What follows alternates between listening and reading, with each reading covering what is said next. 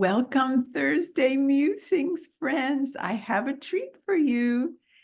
My friend, colleague, and really, we're both friends and we're colleagues, and she's also a new acquaintance. So I know her on many levels. Her name is Sabine Bracher, and I'm delighted to bring you, Sabine, to my community, our community. And she's here after she wrote to me. So I hope that many of you will write to me as well. She didn't ask to be on here. She just was responding to a Musings communication, and then I invited her here. So we have not rehearsed. We don't have an outline. What you wrote to me, can you repeat for our audience, Sabine, what you said that spurred me to invite you? Yeah. First of all, thank you, Rosalind, for having me. It's such an honor and a pleasure. And I remember that you wrote about New Year's goals and aspirations, and it made me think that usually you aspire for something more abundant.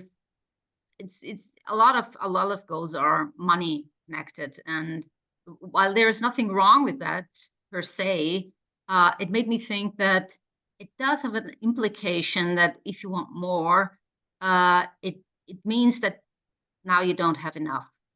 And even on a personal level, it could be a sign that you don't feel enough. Yes. So where do you live? Can you tell our audience where you live? Yeah, I live in Vienna, Europe. Yes, and you made a comment about the US. And would you repeat what you said? Yeah. Well, 3 years ago, I kind of fell into the life coaching scene in the US, more or less by coincidence. And it struck me when I came into that scene, because I'm a psychologist and that's my background, and I've been doing trainings for a long time. But when I came into that scene, it struck me how the more paradigm was just overwhelming. We talked so much about more profit, more clients, more visibility on social media. And at some point, I felt like, I'm different, and we see things different. And personally, I see it differently. And I think in Europe, we see it differently. So let's try to delve into that. I believe you that that's true, that at least it's not out there as clearly as it is in the US. In the US, we are deeply trained from a very small, in many, many communities, I'm thinking all, that we're being responsible citizens if we fix ourselves, if we do more, get more, give more, become more, have more. That's what success is. That's our responsibility. And I'm not entirely sure that it's different inside Europeans. I know they behave differently. It would be almost unseemly to go about manifesting more, and I'm using that word with quotes, manifesting more when you already have an abundant lifestyle that your neighbors see. But does that mean that they aren't inside still seeking more? And I say that because I've never met a millionaire or billionaire, seen one where they're done making money, where it's enough. And they aren't all Americans. So Yeah, that's true. And I think there are two aspects in that, what you were saying. Yeah. The one thing is, and I'll take the last comment first, that you haven't seen a millionaire who doesn't want more. And this is probably true for European millionaires as well. Yeah. This is also what I'm observing, is that if you money seems to have a tendency, especially if you have a lot of money, to really drive you and it does have some addiction qualities. Look at it, and it's like, wow, it doesn't let go of people. It's like really like I can't let go of it. On the other hand, if you talk to people in Europe who do not have a lot, there's a whole concept around being satisfied with what you have, or living in the middle, having, not live in poverty, but just the way it is, it's okay. Especially in the Nordic countries, they have an expression for that, and it's called lagom, and it really means that you're enough.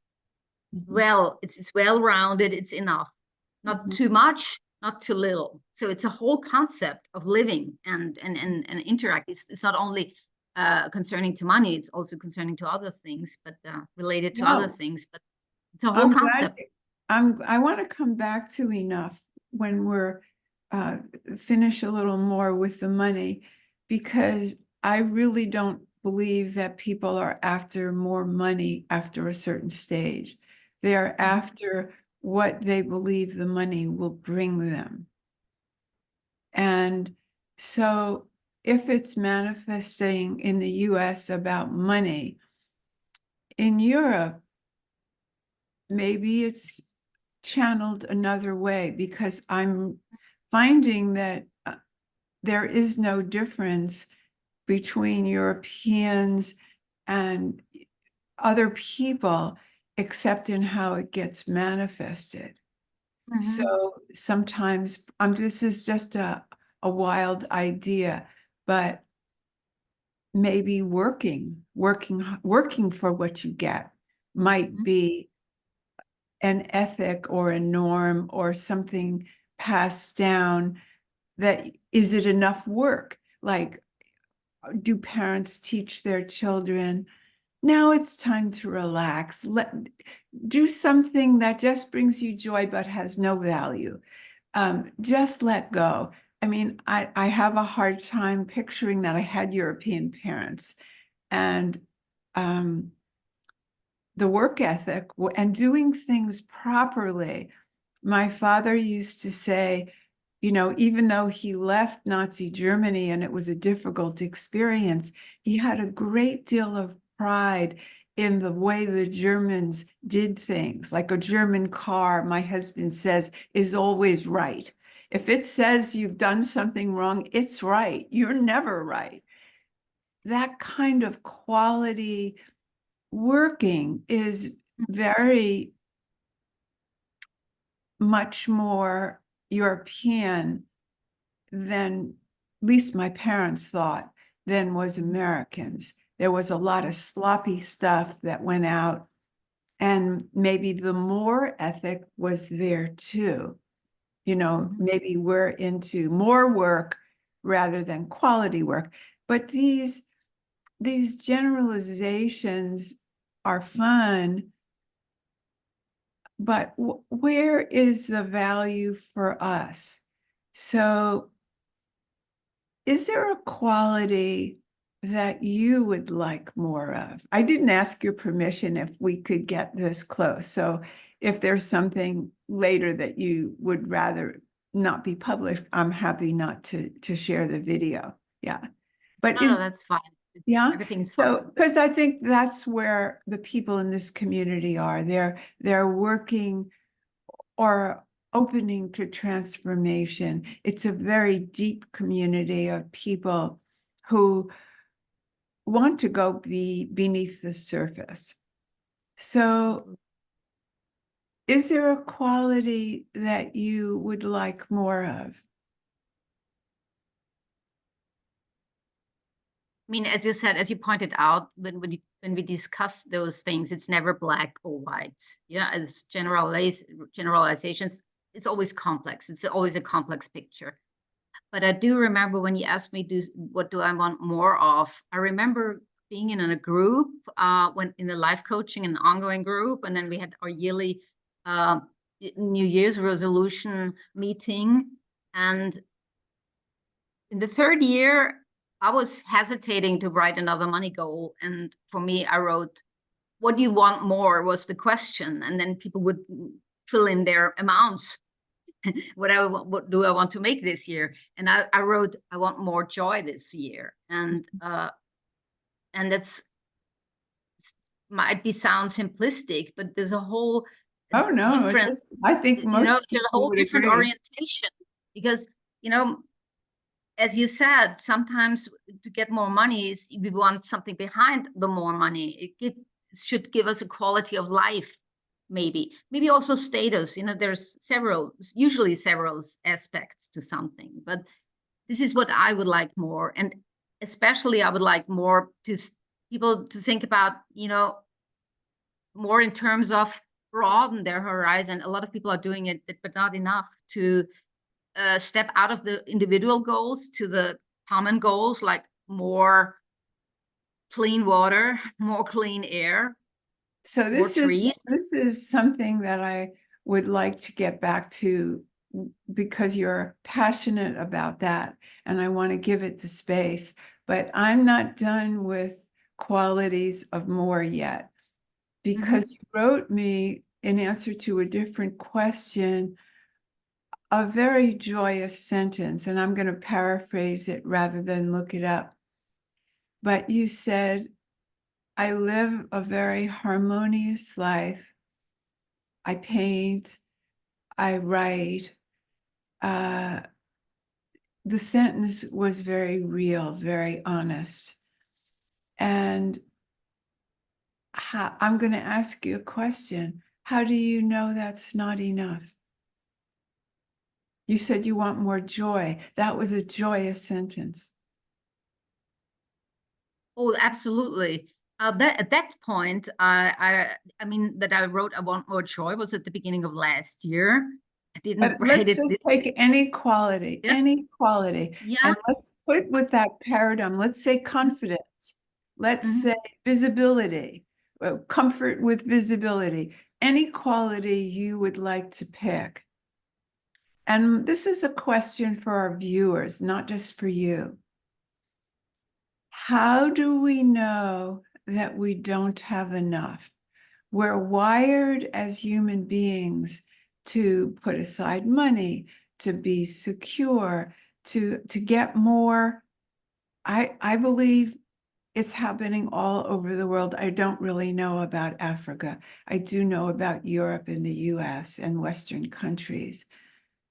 I don't know if it's as true. I've traveled to Asia some. India is not as far gone, but it's picking up there too.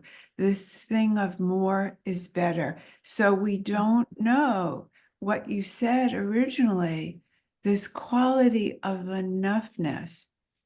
In the addiction world, they used to say something about falling in love with what you have.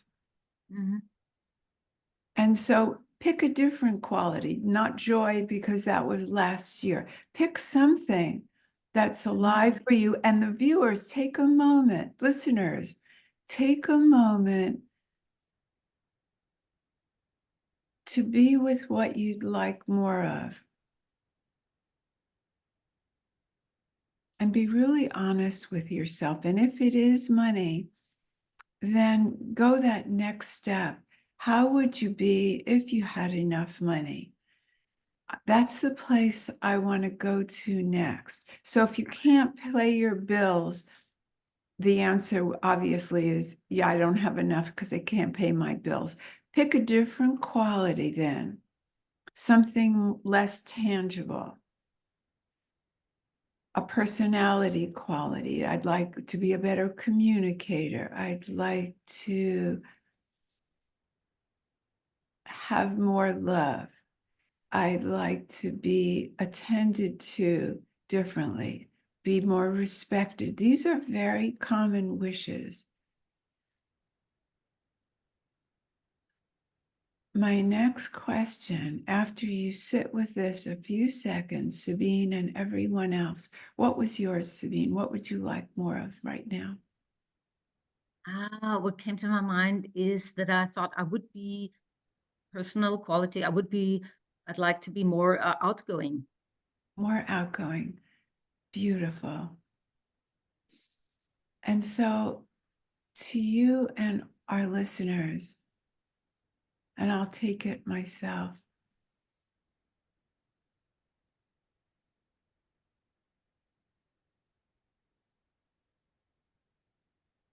How do you know that you don't already have enough?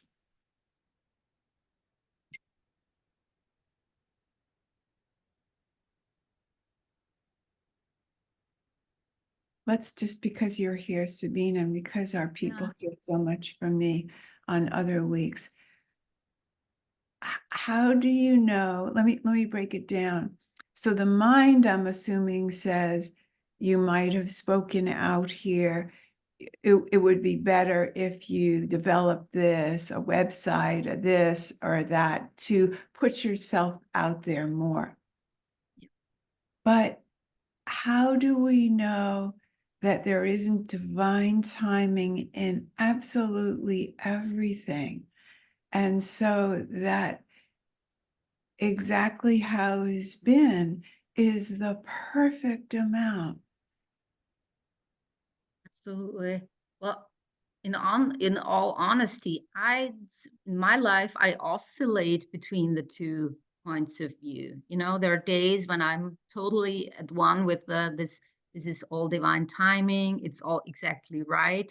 And then on other days I get the nudge and I feel like, nah, I'm holding back. I'm not showing myself. So it's really an oscillating Well, and it's I'm gonna interrupt you because this is so juicy for everyone.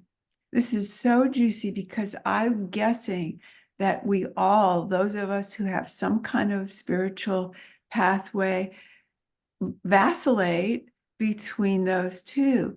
But you use the word nudge. And I would like to ask you if that isn't just the mind or personality that then says, uh, you should be doing this. How about this? You haven't done anything. Why not? You know, maybe you're lazy. Maybe you don't want it. Maybe, you know, I bet that every single person listening has that same uh, two different kinds of communication within. One is divine timing, acceptance, enoughness. And by the way, let's just go with divine timing a minute. Let's try that on with whatever our pointer was. Sabine said, more outgoing. What was yours, listener? What was yours today? You'd like more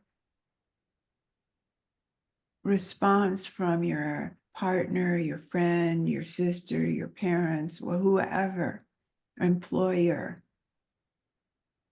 And if we put in divine timing that you've received exactly what you needed to be aware of a perceived deficit so that you could then, in the correct timing, be ready for the next step. So how could that be true if your partner doesn't respect you, for example? Maybe that was about the amount of respect you could tolerate from your background, from your points of view, from the way you expect life to be. And now that you're looking at divine timing or experiencing the enoughness that maybe I was looking outside for my partner to respect and adore me. And maybe it was covering a lack of what I was feeling. Maybe that was just perfect, that it was that way. So there's an opportunity wherever we are, right? So going back to what you said, if we're into divine timing, I would love to keep that word nudge for the divine, because I think that's the way the divine operates. The divine would never nudge you and go, well, you haven't done anything on this yet, you know, with a critical or a little tone. the divine would tempt you to look up, let's say, a website person, or look up doing it yourself, or look up an inquiry if the website was the thing. So if you would pardon my taking your word and moving it over to the divine and calling that other voice the voice of the critic, the voice of the mind, the voice of the personality. You make up your voice, the name for that voice. But I think it's very deep listening that you're doing by even defining the two voices, because we all have that, but without labeling it, it just becomes noise, like this way, this way, this way, pulling. And letting go the rope is the letting go the rope of the tug of war. So if you imagine, that whatever it is you want more of, and you're tugging on getting more, letting go that rope just on your side opens you to divine timing, perhaps to the divine instructions or nudges. What do you think? Well, yes, I agree. And I just thought that, you know, it's also possible. I talked about moving from acceptance and divine timing to the nudge to improve or add something. But I think it's also, I have my days and I have my times, and I also think about it a lot in terms of helping other people. Now, do you accept them? Do you leave them where they are, or do you help them out of a situation? And when do you want more? And I think both aspects can exist at the same time. I can be really happy and at ease and well with what is now, and still have at the same time the impulse to improve something. Yes, but there are two ways to go at that, probably more than two. But acceptance is a tricky word, because acceptance in English means has a connotation of agreeing. Uh-huh, okay. And when you say you want to help, and I know you enough to know you have a huge heart and big visions for what the whole earth can do and what communities can do, and I want you to speak on that before we end. But this is very important for all of us. The difference between acknowledging what is and not having a fight with it. Mm-hmm. You can let go the rope of the fight, and then you can have inspiration and come free of any fighting, because the fight drains, the fight Mm-hmm. takes away. So it's a different moment when one is working from extension, from you are enough, you have enough, and you are coming from a fullness rather than a fight about what's wrong. Mm-hmm. And Yeah, absolutely. Beautifully and said. I know that you come from that place, so it's a matter of tweaking the words. But I don't agree that they can be the same. What can be the same moment is coming from divine intuition and extending that isn't coming from lack. And it has a very different tone than when one is fighting a lack of acceptance. Yeah. So acceptance, acknowledgement, they're tricky words. Mm-hmm. Okay. Yeah. And it isn't just the words or the linguistics, it's a heart thing. Mm-hmm. It's a whole different, as you well know, different dynamic, because we've all been there. We tried to fix something we were mad about, or we fixed or extended instead of fixed. We extended from inspiration because we're so blessed. Mm-hmm. So before we end, because this was all so juicy and we have a lot for our listeners to digest and apply to their lives. Can you tell us about what you're inspired to write about and what your vision is that people could come together about? It's such a huge topic. It's always hard for me to put into words, but I'll try my best. Um, it's been several years now that as everybody on this planet, I look at the situation as especially what's going on the uh, with nature, to put it that in such a big concept. There's so many that there are developments, and I can see a spiral and a curve that is getting uh, more and more dramatic. And so the, I still have to grasp where my place in that is and how I can help. And I know a lot of people feel that we're now in a dynamic worldwide where things are dramatically going in the wrong direction. We're losing, we have immense climate changes, we have droughts, we have floods, we have missing crops, failing crops. So extinction of animals, a lot of things going on. So, and this is where I really have my focus, and I am what my book should be about is, I'm not trying anymore to find a solution for that, but I'm trying to find I went a step back to analyzing, why is this happening? Why are we really with open eyes, and with we, I mean the powers to be, destroying the planet we're living on, and we see it and it's not stopping. So which dynamics are behind? As a psychologist, as a psychotherapist, this is highly destructive behavior. And why is it not stopping? So I'm going to stop you there. I'm going to stop you there. yeah. Let's all take that in. Let's all take that in. You're so brilliant.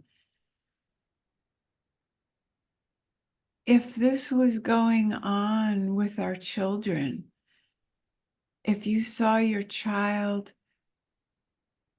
killing themselves with destructive behavior, would you not wish for an intervention? Would you not try something?